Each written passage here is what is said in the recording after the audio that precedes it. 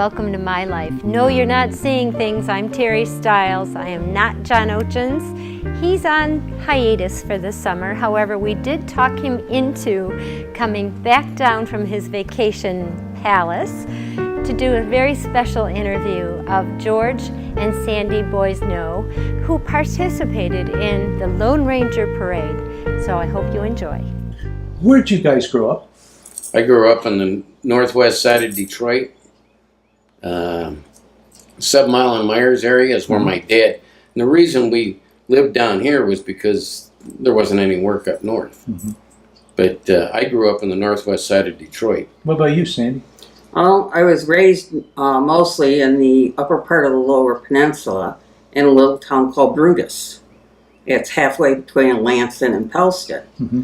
And one of the strange coincidences that we found out after we met was I went to a one-room schoolhouse up there. His great aunt was my teacher. Wow. And we figured that he had spent time up there at his family farm, and we all swam in the Maple River together and never even knew it. Did this, your Native American culture, was it always something of interest to you? Was it something the family ingrained in you, or was it something that you decided to look into more later? No, the way I acted, that my grandfather, my dad's father, died the day before I was born, and everybody used to always, especially my grandmother, I get in trouble, and she'd go, "You're just like your grandfather," and she'd point her finger at me and shake it. So it always kind of pushed me to figure out what he was like, and he was. When you see pictures of him, you can tell, that him and his brothers, that they were French and Native, mm-hmm. And they're from Canada. That's where they were. Garden River Reservation or Garden River, and like same thing with St. Mary's River, mm-hmm. Sugar Island, mm-hmm. up there at the Sioux. That's where, in that area. In fact, if you go to the east side of the island and you look across, that's Garden River, right across the river. Mm-hmm. What about you, Sandy? Were you always interested in this, or? No. My family was Protestant, or my grandmother was Southern Primitive Baptist, and I tried different religions. I went to the Baptist church, I went to the Lutheran church, Presbyterian, Methodist, Unitarian, but nothing really spoke to me. And then when George's cousin Sherry finally got us to come to ceremonies, I knew that that's where I belonged. How old were you then? Were you teenagers? Oh, no. I was an adult. Oh. Yeah, she was... It was the late 80s, I think. So you were 30-something. Mm-hmm. So the fact that you have this Native American culture, it sounds to me like it wasn't really a big deal to your family when you were kids. Mm-mm. Nobody really went out of their way to go to meetings or dances or celebrations or... Well, you didn't want to be known as Native anyways. Really? Yes. Yeah, Native Americans were frowned upon. That was one reason that Grandpa and Dad, Grandpa brought the family down here, was to get away from that, because he was watching his relatives on the reservation, alcoholics, stuff in that order. Because of that, and we're really talking about, when you and I were kids, 50s, 60s, somewhere in there? Yeah. So it wasn't ancient times. No, you were, and I remember spending time up in the UP, and there was things that I saw that happen, because we'd go visit people on the res. Mm-hmm. We just didn't live there. And we'd visit family on both sides. We'd cross over the border up at the Sioux and go see family there. There's the Boisineau's last family reunion I went to up in Sault Ste. Marie, Ontario. And they had one up there, and I walked in, and I looked up, and I looked at my one cousin, and I said, "You got the numbers wrong," because they had how many people are in the family. And she says, "No, that's right." And I says, 27,000? There was 27,000 people, and they had them all with stick pins on a map of the United States and Canada, and they were all showed where they lived. Mm-hmm. And but the family, there's quite a large number up on the reservation that are Boisineau's, and there's like 6 spellings to our name because the Canadian government, the U.S. or the Canadian mail, when they would deliver mail, they had a hard time because at that time there was like Joseph Boisineau's on the res. There was like 52 of them. And so they had to break them up so they could figure out who was who. Well, I hear they did the same thing on Ellis Island, but don't tell anybody. Yeah. Yeah. And another thing that you might be interested in is that Native Americans were not allowed to practice their culture or spirituality legally until 1978. It was illegal by the federal government. Here in the United States. How would you characterize the situation of Native Americans in our country today?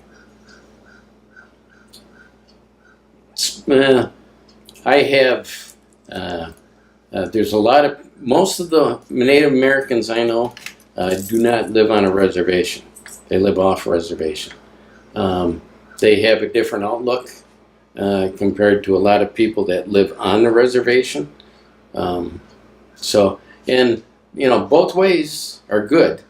I have a tendency to be a little more self-sufficient, Mm-hmm. and on my own. I've never asked for any help ever. How many reservations are in Michigan? Do you know? Oh, geez, I couldn't tell you how many. There's the UP.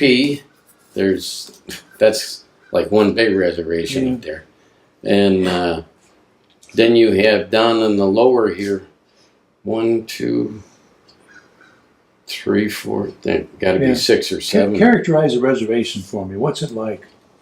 Is when it I was a city, kid, or is it no? Well, right now, I mean, right now, it's a city. It's a big city. People. It's basically just going in and just like any other city. Okay, so there's a neighborhood and neighborhoods, and there's a mayor or somebody equivalent to that, and I mean, people buy houses, sell houses, rent houses, whatever, and stores and that sort of thing. So it's just like another city. Yeah, gas stations. Yeah. Let's talk about some of your decor on the wall here, your Indian artifacts. I see that you've got let's start right here with this spear, is that correct? Well, it's a lance. Spears are used for throwing these. A lance is used for actually poking at people. Okay. Or at things. Encouraging or discouraging? Yeah, both of them. And we used to do a lot of native work, and we used to go into the schools and teach Native American culture. And this is some of the artifacts that we had. The stone point, before the Europeans came here, Native Americans used mostly stone points, and that's a stone point. And they say that nowadays even the medical industry is going to stone or flint, because flint, when you nap it, is sharper than metal. Really? Yeah, when you put an edge on it. Everything old is new again. Yeah. Canine Stray Rescue is Oxford's own local dog rescue. Each year they take in hundreds of dogs and bring them into suitable homes. A certified nonprofit organization, Canine Dog Rescue strives to give pound dogs a new leash on life. To donate, adopt, or even volunteer, call them at 628-0435 or go to their website dogsaver.org and click on the Canine Stray Rescue League link. Yay. What are you involved with to keep active with either people in your tribe or that have the same history as you? I mean, obviously you're very interested in this. Yeah. Actually, I'm a Métis. And Métis is a French word. And the old, if you look in the dictionary nowadays, it says hybrid. Métis means hybrid. But back in the old days, it was the new breed Métis meant. And it was the combination of French and native, or European and native, brought together. And they called them Métis, the new breed. And there's Métis tribes in Canada. I'm registered in Canada as in a Métis organization. Do you go to meetings, have celebrations together? How do you associate these days with other Native Americans? We have, during the wintertime, we have ceremonies here at the house and at different other people. We do sweat lodges and we sing, and of course when you have a ceremony, you always have to have a feast. Sure. So if nothing else, we like to eat. So there's always a feast meal that goes with the... What kind of stuff do you have? Anything special? You mean eating Yeah. wise? Yeah, just like everybody else nowadays. Okay, nothing exclusively Native American. No. or anything. Sometimes the wild rice, and dishes, but it was we have buffalo and elk and different wild game.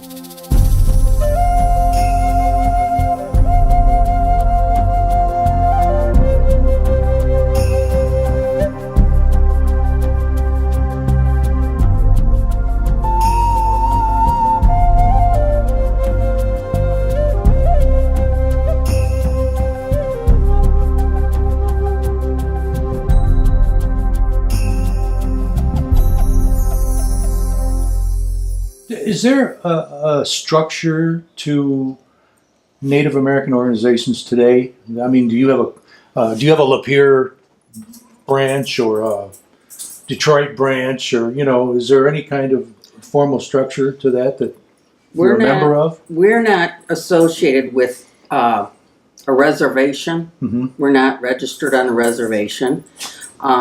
There's the Saginaw Chips, and they have the Soaring Eagle and Casino. And then in the Upper Peninsula, there's the Sioux Tribe, Mm-hmm. and they have the Kuwaitan casinos. There's several. There's a Potawatomi tribe, and they have a casino. I think it's called Firekeepers. But us, per se, are not associated with them. As far as our Native heritage goes and our spirituality, we have our spiritual leaders. Our first leader that George and I had was Francis Eagleheart Cree, and he was from Turtle Mountain Reservation in North Dakota. Mm-hmm. And we met him through Paul Yarnell, who is also one of our spiritual leaders. And Grandpa Francis had passed certain ceremonies to Uncle Paul, and then Uncle Paul had passed it to George. Yeah, it was. We here in Michigan, we call it Thirsty Dance. A lot of people call it a sun dance, and it's the sun dance is done to at the first or the longest day of the year. And it's to ask the Creator for a good harvest, that we get along good during the year, that everybody prospers, and that's what the dance is for. And you have dancers; they dance for 4 days, and of course, they sleep, but we call it thirsty dance. Some people call it sun dance. The difference with us is thirsty dance is for 4 days, the dancers don't eat or drink. So for 4 days they're dancing without any nourishment. So what's the reward after that? A big meal. And a glass of water. Yeah, the water's the big thing, but the ceremony is nothing for us. It's dancing for everybody else. For the people. Yeah. And not just natives, but all people. So that if there's anyone ill or needs help healing that way, they're kept in our prayers as we're dancing. And then we have the supporters that are there, and they support the dancers, and there's some that do the cooking to make sure everybody in camp eats, and we do sweat lodges, and it's just Sweat lodges. Tell me about that. What is that? Sweat lodge, we call it Dodo Swan, which is sweat lodge. It's a dome lodge, and it is used just like a Finnish sauna. It's good for the health. Helps clear out the mind and your body. Also helps you with your getting rid of all your impurities and that. It gets heat, a lot of heat, and the warmth of the sweat, and when you're sweating in there, and it was a way to. Well, when I get cold, you do a sweat, and you get warmed back up again. You were telling me an interesting story about this picture right here, or this painting. What do we call that? It's pen and ink. This one's of Sandy. Of course, these pictures are when we were younger. But the gentleman that did Paul, I don't think of his last name. Anyways, he was plagued his whole life with a disease that made his muscles and tendons shrink. And every so often they would have to go in and he'd have an operation to relax the muscles so he could work again. But a lot of these pictures here were right at the end of his life when he did them for us. Mm-hmm. And unexpectedly, he died in the hospital. He went in for an operation and contracted pneumonia and died.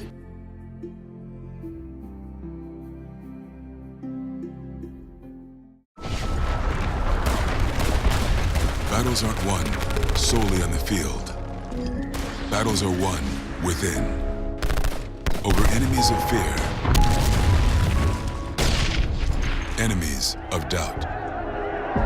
In that place where promises are kept.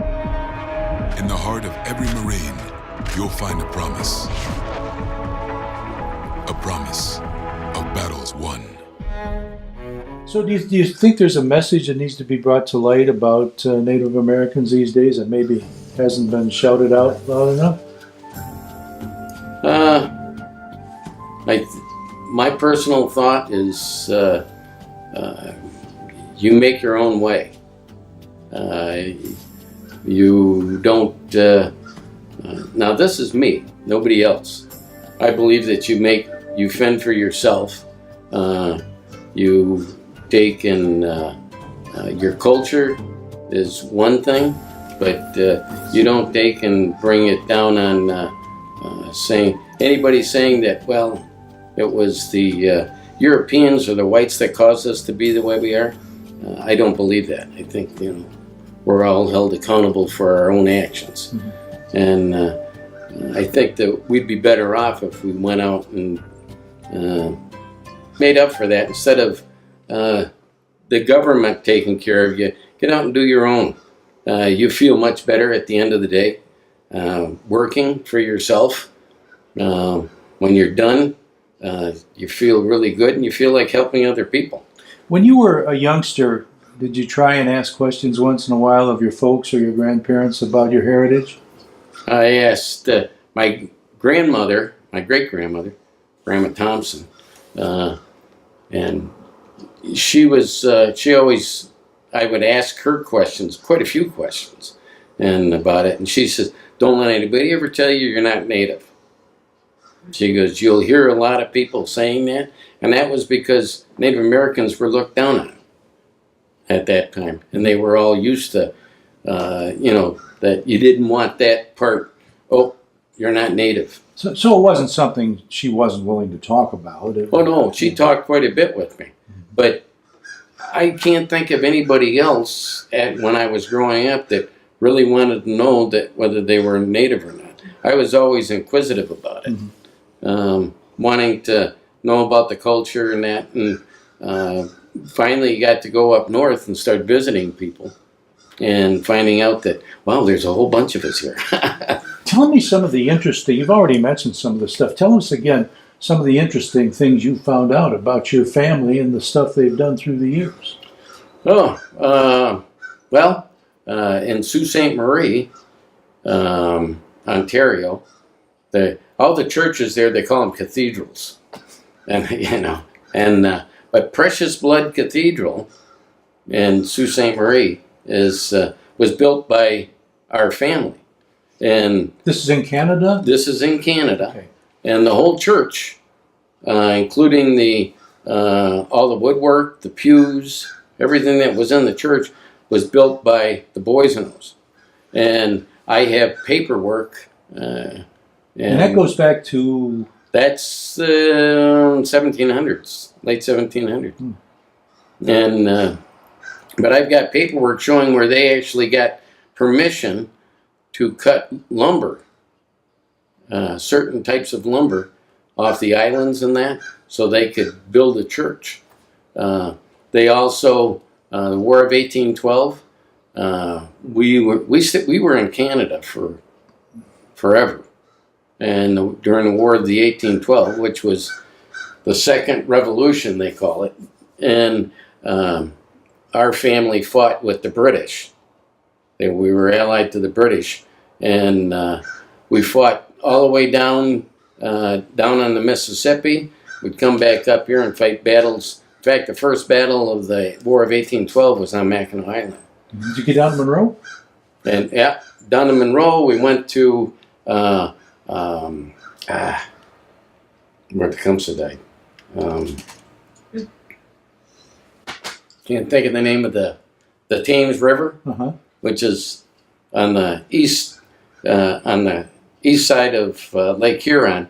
About 3/4 of the way down is the Thames River, and that's where Tecumseh lost his life. Was in that battle, the Battle of the Thames, and we fought in that.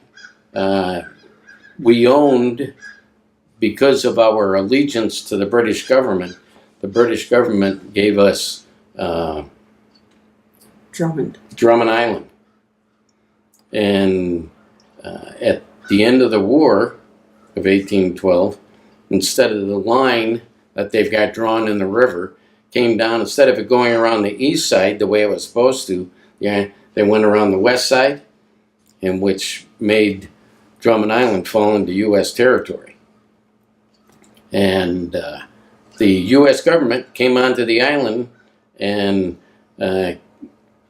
one night took us all out of took the Boisineaus, because they owned the island, kicked them out of their homes, burnt their homes down, and drove them off because they would not show allegiance to the U.S. So, and everybody goes, well, they didn't pay for it. And I says, no, they didn't pay for it. They just, we lost our homes. And they were trying to say, I had people come up and they, well, you ought to get retribution for that. And I says, no. And I says, that happened a long time ago. Yeah, that was before eminent domain. Yeah. And I says, but we own the island. So. How far back have you been able to go, Tracy? 1562. Really? Yeah. And where were your relatives of that time at? Where were they located? On the Quebec. Quebec? Yeah. That's the French side. And they came over, and Vincent Boisineau or Boisineau came over. They lived in France and were Normandy, and they were traders. They came over here, started a business of trade, and sending stuff back to Europe. And they lived on Quebec Island, and it's still there. The family's still there on the island. Yeah.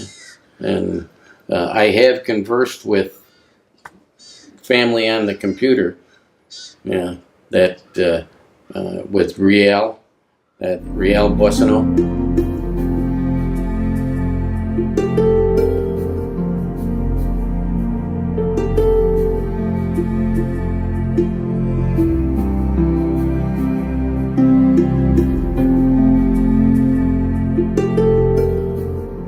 Well, I mean, obviously there's a lot of people out there who need to know a little more about Native Americans, and I'm one of them. Are there things going on that people can go to or participate in to learn more about your culture? You can, I mean, powwows, you can look, and powwows are okay. They're a celebration, time for dancing. Where do they usually have something, like in a park or? And they have them in parks. They have them on the reses. You know, they'll have dances there. They're all you got to do is get on. Nowadays, all you can do is get on a computer. I was going to ask if there's a website you can go Yeah. to or something like that. Yeah, if you look up powwows or Native Americans, and you can get all kinds of info off that. Okay. And if people are looking to figure out, you know, if they, like, people will say, you know, always people come up and go, well, we're part Native American, but we don't know. And I go, are you from Canada? Do you know if you're from Canada? If you're from Canada, it's easier because I found out it was easier when I was doing a lot of family research, because they would state right in the certificates, the birth certificates and the marriage certificates, they would, like, Joseph Boisineau married Helen Hoff, and he was a quarter native, or, you know, and it's stated right in whether you're a half-breed, three-quarters, mom and dad both, and it's real easy to trace your heritage. I had a lot of people from Canada, and they're very over there that on the computer and talking with them, that they were very nice, easy to get along with, helped me out quite a bit. Mm-hmm. Well, we really appreciate you allowing us to come into your home, George and Sandy. It's very enjoyable sitting down, talking with you, and learning all this. It's very fascinating stuff. And thanks for participating in the Oxford Lone Ranger Parade, too. Nice of you to do that. Yeah, that's it's a lot of fun. We had a Wall of Fame before, but now this is the Hall of Fame. Everybody's pictures goes in the. When we were going to put a sign up there, it says Hall of Fame. So these are Sandy's relatives, and when we got married, this was some of our wedding pictures and a Article in the Oxford paper. Yeah, on the Oxford paper, right there. Oh, for heaven's sakes. Yeah. And this is Sandy's mom and her dad. That was her dad when we got married. Oh my gosh. That's her half sister. Wow. And She looks them familiar. together. And it's Ann Gower. Now she's Ann Gower. Or Annette. This is, like I said, that's her brother. And I'm not standing in the way there. This is her son and his family.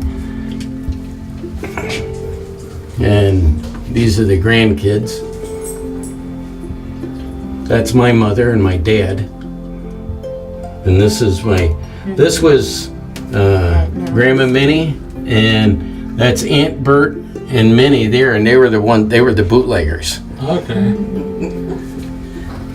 Interesting family. Yeah. How many children do you have? Just one.